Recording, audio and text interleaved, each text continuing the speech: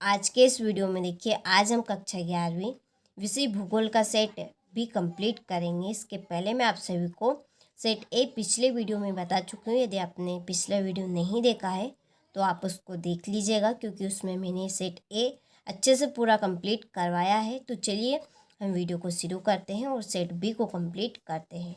तो देखिए, पहला प्रश्न है कि ब्रह्मांड के विस्तार के किसने प्रमाण दिए।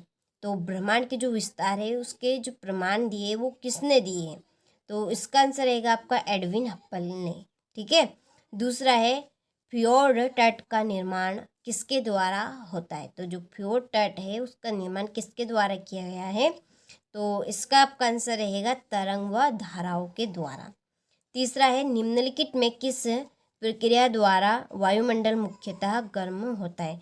तो किस प्रक्रिया के द्वारा जो वायुमंडल है वो मुख्यतः गर्म होता है, तो इसका आंसर रहेगा आपका भौमिक विकिरण के द्वारा। चौथा है, भारत का अक्षांशीय विस्तार है। तो भारत का अक्षांशीय विस्तार कौन सा है, 30 डिग्री। और पांचवा, निम्नलिखित में से कौन सी नदी बृहस घाटी में बहती है। तो इसका आंसर रहेगा आपका नर्मदा। ठीक है।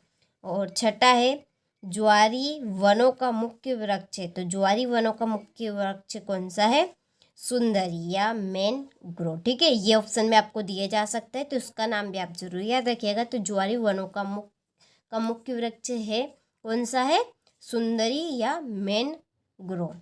ठीक है। तो ये यहाँ पर हमारे से विकल्प हो चुके हैं, तो स्क्रीनशॉट आप ले लीजिए अच्छे से आप कंप्लीट कीजिएगा। इसके बाद में कि कोई सी सैंपल डेटाबेस देश की भूगोलवेत्ता है, इसका आंसर रहेगा अमेरिका। दूसरा, व्रत संचलन में डेटाबेस शक्ति सहायक होती है, इसका आंसर रहेगा गुरुत्वाकर्षण।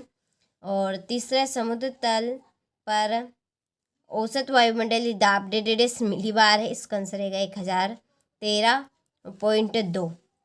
डेटाबेस देश में प्रथम पृथ्वी सम्मेलन हुआ था, तो इसका आंसर रहेगा आपका ब्राज़ील।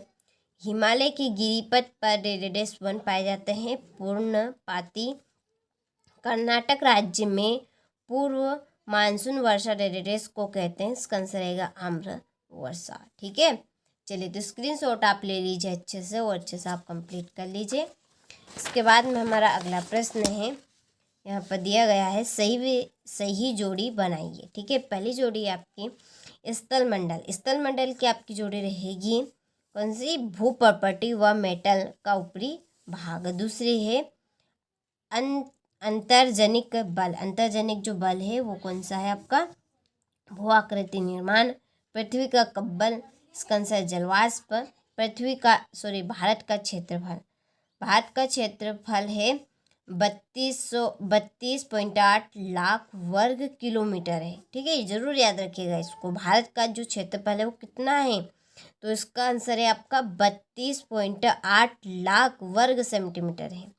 लूनी नदी है राजस्थान में। ठीक है।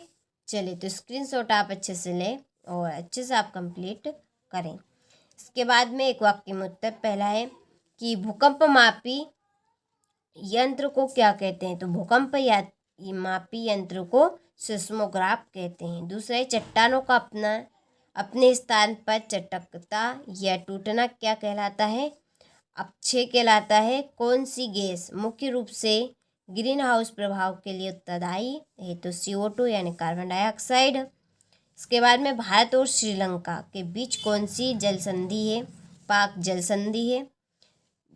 प्रायद्वीप पठार को कितने भागों में बांटा गया है, तो 3 भागों में बांटा गया है। ठीक है। तो चलिए आप स्क्रीनशॉट ले लीजिए यहाँ से।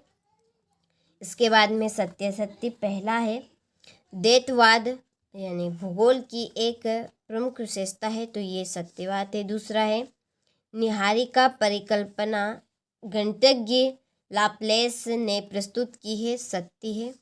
खुले महासागरों में सबसे अधिक लवणता कर्क और मकर रेखा के पास मिलती है, ये बात भी आपकी सत्य है।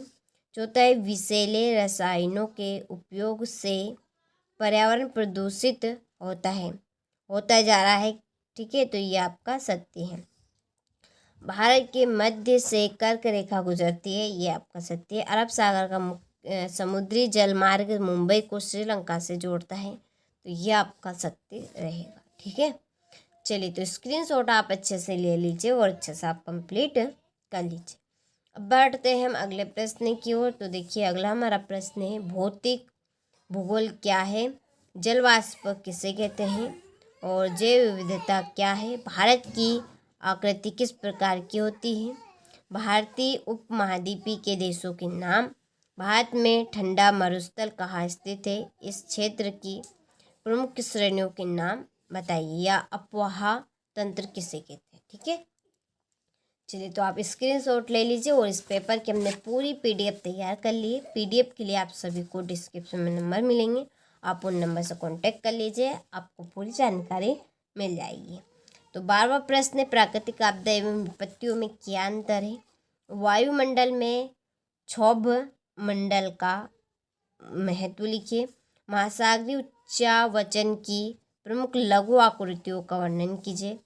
इसके बाद में ये आपका 15वां प्रश्न। ठीक है, फिर 16वां प्रश्न रहा और 17वां प्रश्न है, बिग बैग सिद्धांत का सचित वर्णन कीजिए, अपवर्तन तथा अपक्षय में अंतर स्पष्ट कीजिए, और दक्षिण पश्चिम मानसून भारत के आर्थिक जीवन को कैसे प्रभावित करता है लिखिए।